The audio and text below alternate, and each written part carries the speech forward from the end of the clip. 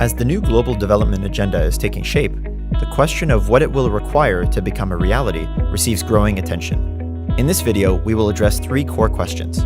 Why does the Global Partnership for Sustainable Development represent a key component of the new post-2015 development agenda? What are the main processes defining the modalities of the revised Global Partnership and means of implementation for the post-2015 agenda and SDGs? And what are the foundations of the Global Partnership for Sustainable Development?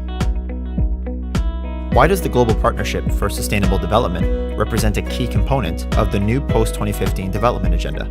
The scope and ambition of the transformation required to make the post-2015 agenda and the 17 SDGs a reality call for a revitalized global partnership involving a full range of actors, from UN member states to business, civil society, and citizens at large. First, sustainable development goals are collective goals in areas that cover a combination of national and cross-border challenges. They cannot be achieved by states acting disjointly. In addition to agreeing on a set of goals, all UN member states need to go beyond the old North-South divide and take on joint commitments in a number of critical areas.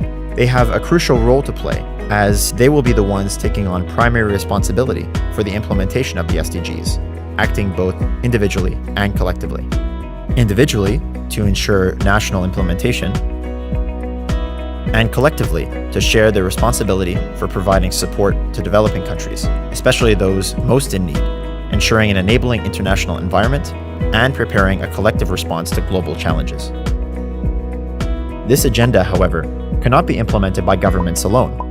The engagement with other stakeholders, from business to CSOs and citizens, will be critical to ensure they are included in the sustainable development process as important partners. Now let's look at the main processes defining the modalities of the revitalized global partnership and means of implementation for the post-2015 agenda. Two complementary processes cover various related aspects of the new sustainable development agenda, including the means of implementation and the global partnership for the post-2015 agenda, the post-2015 negotiations, and the financing for development process. The post-2015 negotiations were preparing the ground for a Heads of State Summit in New York on the 25th to the 27th of September 2015. The objective of the summit is to adopt the post-2015 agenda and the proposed 17 Sustainable Development Goals. The first 16 goals define the expected substantive outcomes in different areas of sustainable development across social, economic, and environmental dimensions, and the key issues of peaceful societies and effective institutions. Each of these 16 goals includes two types of targets, the outcome type and the so-called means of implementation type of targets. The last goal, Goal 17, is fully dedicated to the means of implementation and revitalized global partnership for sustainable development. The second related negotiation track, the financing for development process, has a milestone event planned from the 13th to the 16th of July 2015 in Addis Ababa, the third Financing for Development Conference. The outcome of the conference is expected to support the implementation of the UN Development Agenda. The process focuses specifically on the sources of funds for the new agenda and on how the global partnership can contribute to the implementation of sustainable development. The Financing for Development Conference is led by high-level political representatives of UN member states, including heads of state and government, ministers of finance, foreign affairs, and development cooperation.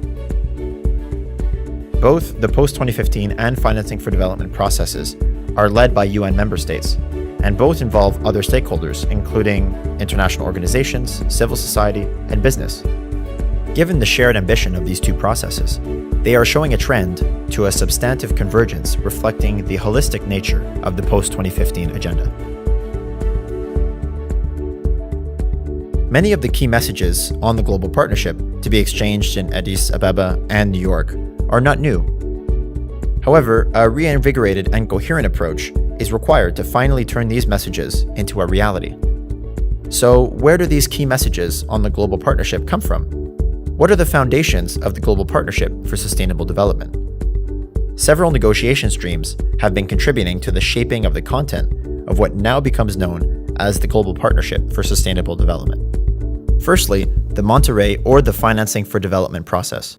The Monterrey process is a key UN fora working towards a comprehensive agreement between developed and developing countries in several areas, including domestic and international resource mobilization, international trade, debt, and systemic issues related to the coherence and consistency of the international monetary, financial, and trading systems. Launched in 1997, the process culminated in the Monterrey Consensus in 2002, followed by the Doha Declaration in 2008, and now the third Financing for Development Conference in Addis Ababa in July 2015. The significance of the Financing for Development process is twofold. It has injected a sense of urgency into intergovernmental dialogue regarding the need to boost international development cooperation and promote a more transparent, representative, and coherent global economic governance. Inclusiveness has become another important feature of the Monterrey process that, from its outset, aimed to bring together UN member states, international financial institutions, as well as business and civil society to discuss issues that were previously handled separately in different fora outside of the United Nations. Many of the issues discussed within the Financing for Development fora were also covered in targets, albeit not quantitative, of the Millennium Development Goal 8 on the Global Partnership for Development, which was adopted in 2000 as part of the Millennium Declaration. While the first 7 MDGs were intended for developing countries, Goal 8 became an MDG for developed countries, effectively introducing a principle of mutual commitments.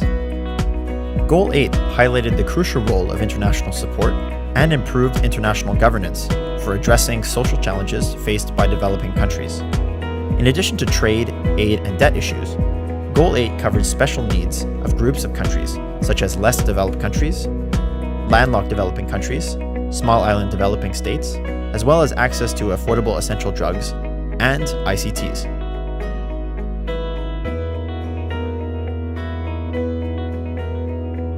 Earlier, the Earth Summit, held in 1992, launched another stream of commitments, primarily on financial support and access to and transfer of technology, as well as other areas critical to the implementation of sustainable development, grouped in Agenda 21 under the category Means of Implementation. The Rio Declaration of 1992 has also introduced the principle of common but differentiated responsibilities for the implementation of sustainable development. In practice, this implied that developed countries that contributed more to global environmental degradation and commanded greater resources committed to providing financial support and access to technology to developing countries, particularly those most in need, as part of the implementation of sustainable development. As a result of the convergence of the post-MDGs and sustainable development tracks, the discussions on the Global Partnership for Development became the discussions on the Global Partnership for Sustainable Development, and the concept of the means of implementation was integrated into the post-20. 2 other processes are worth mentioning, as one cannot talk about the Global Partnership without mentioning the 2 streams that have been examining specifically the issue of effectiveness of development cooperation and aid. One of these streams is taking place outside of the United Nations format.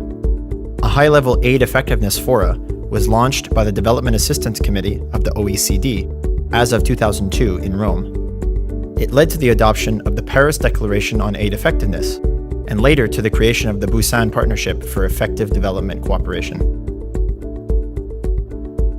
The UN Development Cooperation Forum, a biennial high-level forum within the United Nations, has been organized by ECOSOC since 2008. It was created further to the 2005 World Summit Outcome Document, with a view to reviewing trends and progress in international development cooperation and to promote greater coherence. The Doha Conference recognized it as a focal point within the UN system for holistic consideration of international development cooperation efforts.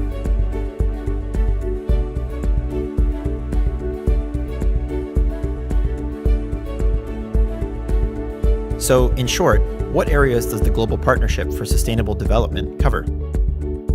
Financial resources represent a key area of the Global Partnership. It is increasingly recognized that all types of financial resources will be needed: domestic and international public resources, as well as domestic and international private resources.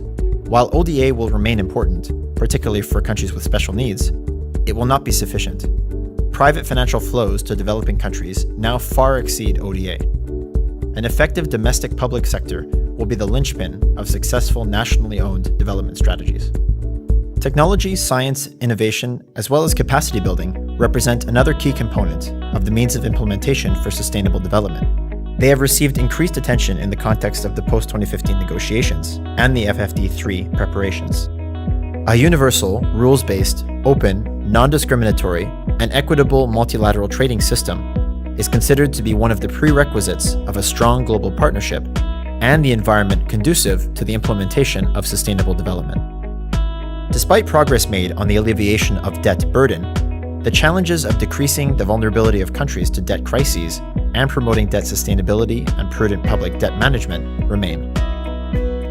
The improvement of global economic governance, including the coherence and consistency of international financial, monetary, and trade systems, and a broadened participation of developing countries in global economic decision-making, represent one of the core elements of the global partnership.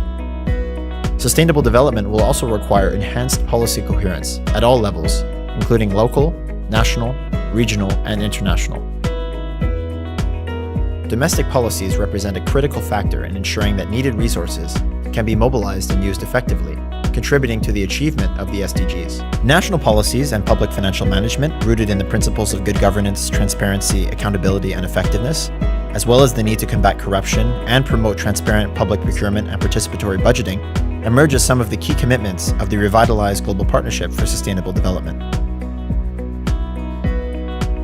Before concluding the video, let us mention that these key areas are discussed in both the post-2015 and the Financing for Development processes. The post-2015 process, combining the post-MDGs and Rio tracks, proposes a new, holistic sustainable development agenda. Meanwhile, the third Financing for Development conference will place a strong focus on the sources of financing for this new agenda and its set of global goals. The two processes converge on the substance by effectively complementing each other and by laying the foundation for early action by UN member states and other stakeholders to start the ambitious transformation envisioned by the post-2015 agenda.